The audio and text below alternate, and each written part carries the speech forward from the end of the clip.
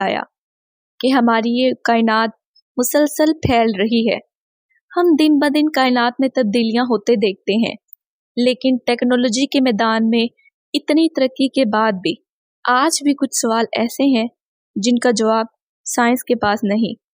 इन्हीं सवालों में से एक सवाल टाइम ट्रैवल का है। हमने आपको अपनी पिछली वीडियो में एक टाइम ट्रैवलर की कहानी बताई और आज भी हम आपको एक टाइम ट्रैवलर की कहानी बताने जा रहे हैं जिसका दावा है कि वो सन 2256 से 2003 में आया है। क्या वाकई टाइम ट्रैवल मुमकिन है? क्या कोई तरीका है कि हम मुस्तकबिल में टाइम ट्रैवल करके चले जाएं या माजी में जा सकें, या ये सिर्फ फिल्मों में दिखाया जाता है? शायद मुस्तकबिल में टेक्नोलॉजी की मदद से ऐसा मुमकिन हो सके, लेकिन वक्त के साथ साथ दुनिया के सामने कुछ ऐसे लोग भी आते रहे हैं जिनका दावा है कि वो टाइम ट्रैवलर हैं। अपनी बातों का यकीन दिलाने के लिए इनके पास ऐसी मालूमात या चीज़ें होती हैं जो मौजूदा वक्त से बहुत आगे की लगती हैं, जिस वजह से ना चाहते हुए भी लोग उन पर यकीन करने लगते हैं। आज की इस वीडियो में हम आपको एक ऐसे ही टाइम ट्रैवलर के बारे में बताने जा रहे हैं जिसे जानकर आप हैरान रह जाएंगे। ये वाकया है मार्च 2003 का, जब 44 साल के एंड्रयू कार्लसन नाम के शख्स को पुलिस ने कनाडा के शहर टोरंटो से इनसाइडर ट्रेडिंग के जुर्म में गिरफ्तार कर लिया। इनसाइडर ट्रेडिंग का मतलब है कि शेयर मार्केट में पैसा लगाने से पहले ही इस बात का पता होना कि कौन से शेयर की कीमत ऊपर जाएगी और किसकी नीचे। पुलिस को शक तब हुआ जब इसने 126 ट्रेड्स में सिर्फ $800 लगाकर लगभग $350 मिलियन कमाए। इसने शेयर मार्केट में सिर्फ $800 के साथ 126 ऐसे ट्रेड किए जिन्हें कोई समझदार आदमी कभी ना करे, लेकिन एंड्रयू ने इससे $350 मिलियन कमाए और इन 126 ट्रेड्स में एंड्रयू को $1 का भी नुकसान नहीं हुआ। शेयर मार्केट के हिसाब से ये नामुमकिन बात थी, क्योंकि शेयर मार्केट ऐसी जगह है जहां बड़े से बड़े ताजर भी नुकसान उठा लेते हैं। लेकिन एंड्रयू के केस में इतने मुनाफे ने सिक्योरिटी एक्सचेंज कमीशन का ध्यान अपनी तरफ खींच लिया। इन्हें इस बात का यकीन था कि एंड्रयू के इस काम में कोई ना कोई मदद कर रहा है, या एंड्रयू के पास ऐसे राज हैं जिससे इसने यूएस के शेयर मार्केट में तहलका मचा रखा है। इसी शक में एंड्रयू को गिरफ्तार कर लिया गया। पुलिस को यकीन था कि तफ्तीश के दौरान एंड्रयू के राजों या उसके मददगारों का पता चल जाएगा, लेकिन वो इस बात से बिल्कुल बेखबर थे क्योंकि ये केस इंतहाई संजीदा होने वाला था। तफ्तीश के दौरान एंड्रयू ने बताया कि वो एक टाइम ट्रैवलर है और वो सन 2256 से आया है। इसी वजह से उसे पहले से पता है कि शेयर मार्केट में आगे क्या होने वाला है। लेकिन पुलिस ने इसकी बातों को फजूल तस्वर किया और अपने तरीके से इस मामले की तहकीकात का आगाज किया। लेकिन पुलिस को एंड्रयू के बारे में कोई मालूमात ना मिली। ना तो एंड्रयू का कोई सरकारी डाटा था और ना ही कोई क्रिमिनल रिकॉर्ड, ना ही कोई आईडी और ना ही ऐसे कागजात जो ये बता सके कि एंड्रयू 2003 के दौर का ही है। ऐसा लगता था कि जैसे एंड्रयू 2003 में दुनिया के लिए एग्जिस्ट ही नहीं करता।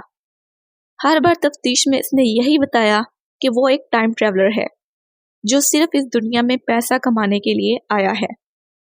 पुलिस को अपनी बातों का यकीन दिलाने के लिए उसने कुछ ऐसे वाकयात का बताया जो रोनमा नहीं हुए थे, लेकिन बहुत जल्द रोनमा होने वाले थे। इसने पुलिस को बताया कि अगर उसे जाने दिया जाए तो वो फ्यूचर में जाके एड्स का इलाज के लिए इस्तेमाल होने वाले तरीकों का वापस आकर पुलिस को बताएगा। इसने बताया कि वो पहले भी टाइम ट्रैवल कर चुका है। आपने टाइम ट्रैवल से जुड़ी बहुत सी वीडियोस में ये तस्वीर देखी होगी जिसमें एक चश्मे वाले आदमी को देखा जा सकता है जो बाकी सबसे अलग दिखाई दे रहा है। इस आदमी ने तस्वीर के वक्त से कहीं आगे वाले दौर के कपड़े पहन रखे हैं। इसे एक टाइम ट्रैवलर तस्वर किया जाता है। एंड्रयू ने पुलिस को ये फोटो दिखाते हुए दावा किया कि टाइम ट्रैवलर की इस तस्वीर में एंड्रयू भी है। कमाल की बात यह है कि इस आदमी की शक्ल एंड्रयू से बहुत मिलती जुलती है, लेकिन इन सब के बावजूद एंड्रयू को जेल में डाल दिया जाता है। इसकी जमानत वाले दिन एंड्रयू गायब हो जाता है। पुलिस ने एंड्रयू को बहुत ढूंढने की कोशिश की, लेकिन एंड्रयू को कोई सुराग नहीं मिला। इस कहानी के वायरल होने के बाद सवाल उठता है कि क्या टाइम ट्रैवल मुमकिन है या नहीं। इसमें कोई शक नहीं कि हम सब फ्यूचर के लिए टाइम ट्रैवल कर रहे हैं। हमारे किसी भी जगह गुजारने वाला 1 घंटा ये बता रहा होता है कि हम एक घंटा करके फ्यूचर की तरफ जा रहे हैं। लेकिन अगर कोई 1 घंटा दूसरों के मुकाबले में आधे घंटे में गुजार ले तो वो दूसरों के मुकाबले में आधा घंटा फ्यूचर में चला जाएगा। इस कॉन्सेप्ट को पहली बार एल्बर्ट आइंस्टाइन ने अपनी स्पेशल थ्योरी ऑफ रिलेटिविटी में दिया, जिसके मुताबिक स्पेस में टाइम एक जैसा नहीं गुजरता, बल्कि ये डिपेंड करता है ऑब्जेक्ट की स्पीड और इसके मास पर। जिस तरह ऑक्सीजन का लेवल अलग अलग एल्टीट्यूड्स पर तब्दील होता है, बिल्कुल इसी तरह स्पेस में टाइम ऑब्जेक्ट के मास और स्पीड पर डिपेंड करता है।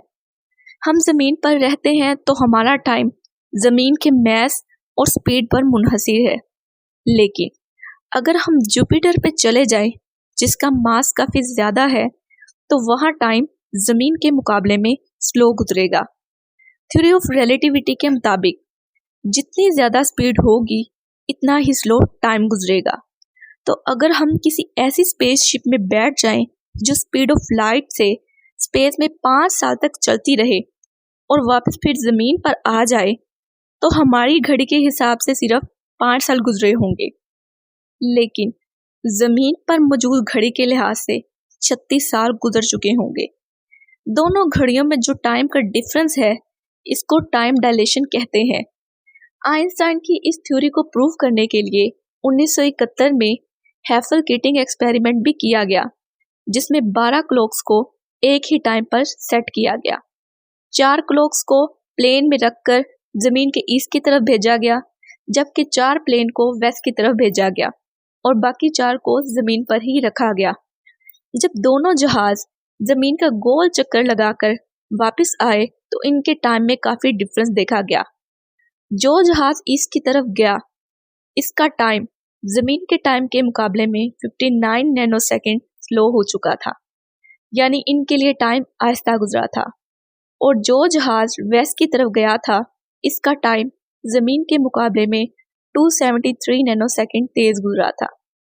ईस्ट और वेस्ट का फर्क इसलिए आया क्योंकि हमारी जमीन एंटी क्लॉकवाइज सिमत में मूव कर रही है।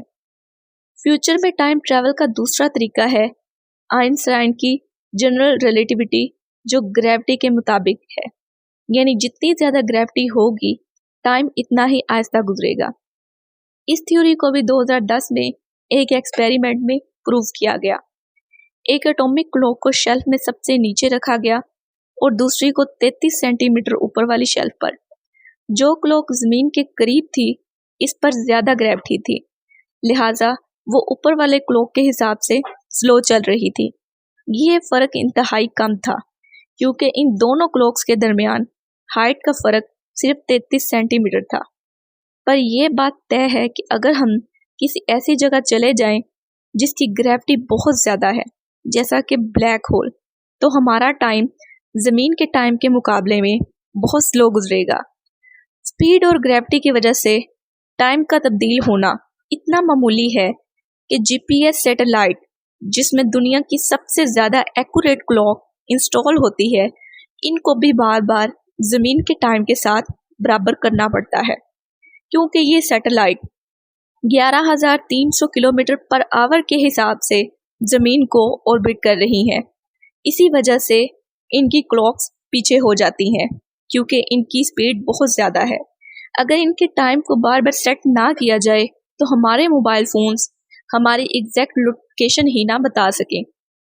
ये तो है फ्यूचर में टाइम ट्रैवल करना, जो थ्योरेटिकल तो मुमकिन है, लेकिन साइंस और टेक्नोलॉजी के मैदान में ऐसा स्पेसक्राफ्ट बनाना जो स्पीड ऑफ लाइट से चल सके, ये नामुमकिन है।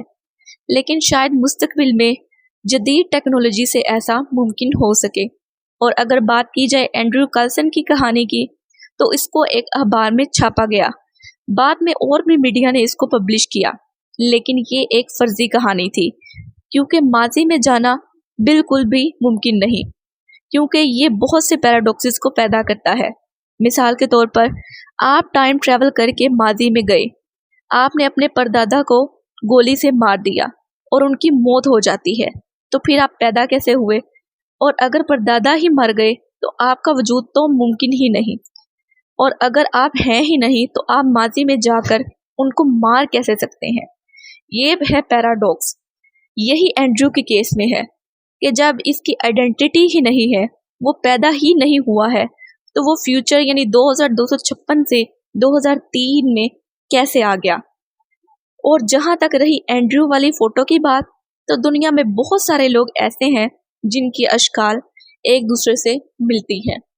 तो मज़ीद इंफॉर्मेटिव वीडियोस के लिए हमारे चैनल को सब्सक्राइब कर लें और बेल आइकन को प्रेस कर लें।